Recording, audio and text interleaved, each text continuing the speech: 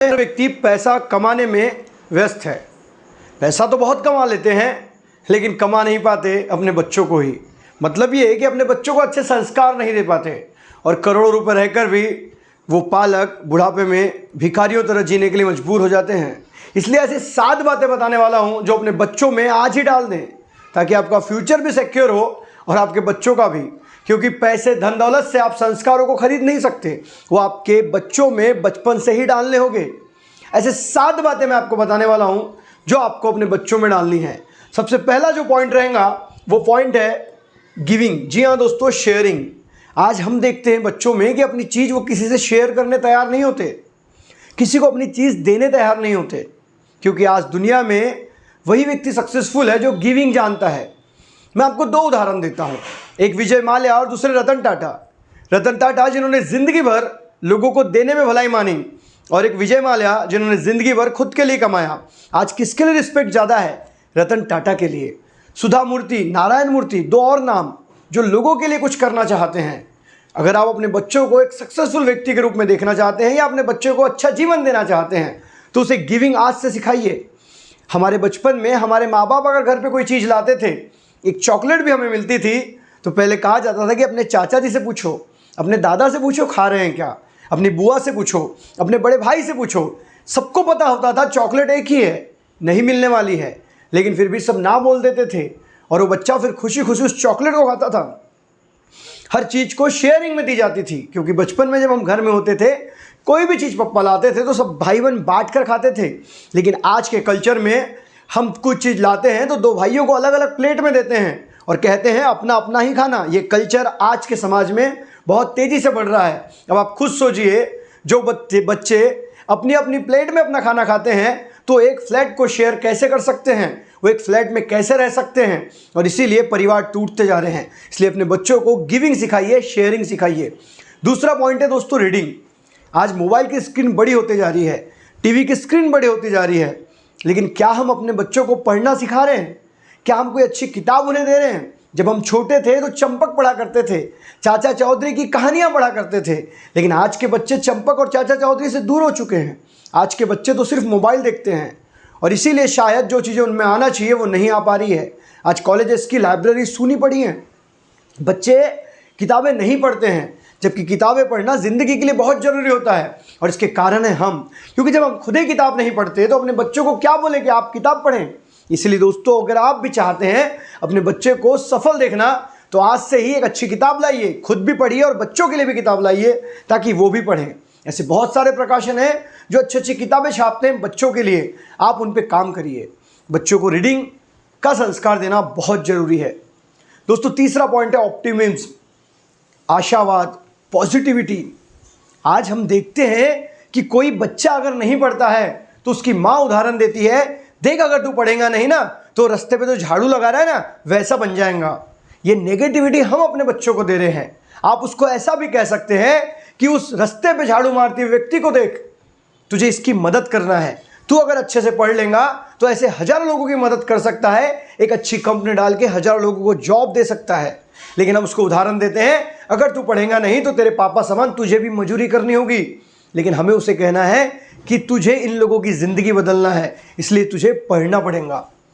Positivity हमको अपने बच्चे में देनी है, लेकिन हम अधिकतर अपने बच्चे से नेगेटिव बातें करते हैं। हमें उन्हें कुछ समझाना भी होता है तो हम नेगेटिव वे में समझाते हैं और इसी चीज़ को हमें बदलना है। आज से ही ठान लीजिए कि अपने बच्चों को कुछ भी समझाएंगे तो पॉजिटिव वे में समझाएंगे।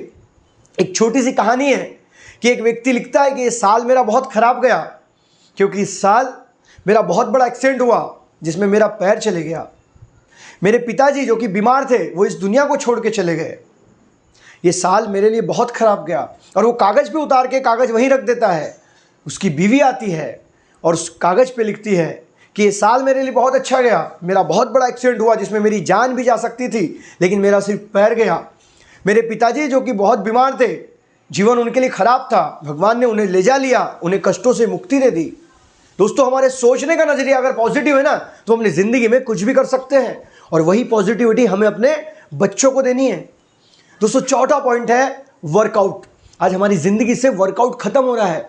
बच्चों की ज़िंदगी तो अभी शुरू हुई है लेकिन बच्चों में भी ओबेसिटी की समस्या बढ़ रही है। हम अपने बच्चों को खिलाते पिलाते तो बहुत हैं, लेकिन वर्कआउट नाम की कोई चीज़ उनकी ज़िंदगी में नहीं है, ना आपकी ज़िंदगी में है। दोस्तों, बच्चे अगर नहीं खेलेंगे तो वो स्ट्रांग कैसे बनेंगे? पहले के बच्चे आउटडोर गेम्स खेला करते थे, आज के बच्चे कमरे में बंद हैं, अपने मोबाइल में दिन भर व्यस्त रहते हैं। कम से कम 2-2.5 घंटे का फिजिकल वर्कआउट उनका होना ही चाहिए। अब आप कहेंगे क्या बच्चों से 2 घंटा एक्सरसाइज करा ले? जी नहीं, बल्कि उन्हें उनके फ्रेंड्स के साथ खेलने का मौका मिलना चाहिए, उन्हें बैडमिंटन खेलने का मौका मिलना चाहिए, उन्हें दौड़ने का मौका मिलना चाहिए, उन्हें रनिंग मारने का मौका मिलना चाहिए, उन्हें साइकिलिंग करने का मौका मिलना चाहिए। लेकिन ये मौका आप देंगे, इसलिए ध्यान रखिए, अगर आप चाहते हैं कि अपने बच्चे को स्ट्रांग बनाना है तो उसके ज़िंदगी में वर्कआउट ऐड करें, उसे खेलने का मौका दें। बड़े बच्चे हैं तो उन्हें एक्सरसाइज कराना सिखाएं, उसके लिए पहले आप प्रिपेयर हों, आप तैयारी शुरू करें। अगर आप तैयारी करते हैं तो कमेंट करके बताइए, लेकिन इसको करना बहुत ज़रूरी है। दोस्तों, उसके बाद वाला है ट्राई समथिंग न्यू, कुछ नया कीजिए। आज हमारी ज़िंदगी घिसी पिटी सी चल रही है। सुबह उठते हैं, बच्चों की तैयारी करते हैं, बच्चे स्कूल जाते हैं, स्कूल से आते हैं, ट्यूशन जाते हैं, ट्यूशन से आते हैं, फिर पढ़ाई करते हैं, फिर कल का होमवर्क करते हैं, मतलब टोटली बिजी। और हमारी लाइफ भी वैसी है। हम सुबह उठते हैं, ऑफिस जाते हैं, ऑफिस से आते हैं, खाना खाते हैं, सो जाते हैं। हमारी ज़िंदगी में कुछ नया नहीं हो रहा है और हम अपने बच्चों को भी वही घिसी पिटी लाइफ दे रहे हैं। इसलिए वीक में एक बार तो भी अपने बच्चों को कुछ नया दीजिए। अगर वो रोज़ साइकिलिंग करता है तो उसे संडे को रनिंग मारने लगाइए।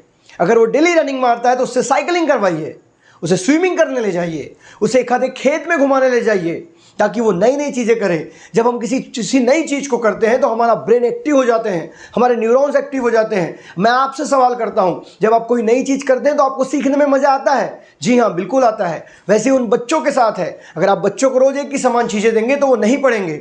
हमें उन्हें कुछ नया देना होगा। जब हम नया देंगे तभी बच्चे काम करेंगे, अपने दिमाग से काम करेंगे, मेहनत करेंगे और इनोवेशंस में आगे बढ़ेंगे। इसलिए try something new for your childrens. दोस्तों, उसके बाद वाला पॉइंट है ऑनेस्टी। आज के समाज में ऑनेस्टी खत्म हो रही है। मैं आपसे सवाल करता हूं, अगर आपकी कोई कंपनी है, कंपनी में आपको एक एम्प्लॉय रखना है, एक एम्प्लॉय बहुत टैलेंटेड है लेकिन वो ऑनेस्ट नहीं है, एक एम्प्लॉय टैलेंटेड थोड़ा सा कम है लेकिन वो बहुत ऑनेस्ट है, आप किसको चुनेंगे? आप उस ऑनेस्ट व्यक्ति को चुनेंगे जो बहुत ऑनेस्ट है, क्योंकि दुनिया में ऑनेस्टी चाहिए। इसीलिए आज बड़ी बड़ी कंपनी ले लो, आप गूगल के सीईओ सुंदर पिचै ले लो या बड़े कंपनियों के जो भी सत्यम नडेला ले लो, ये लोग आज दुनिया की बड़ी कंपनियों के सीईओ बने हुए हैं, क्योंकि भारतीय लोगों में ऑनेस्टी है। और हर कंपनी वाले चाहते हैं कि हमारा सीईओ थोड़ा सा टैलेंट कम होगा चलेगा, लेकिन वो कंपनी के प्रति वफादार होना जरूरी है। इसलिए अपने बच्चे में ऑनेस्टी डालिए। अब आप कहेंगे बच्चों को ऑनेस्टी कैसे सिखाएं?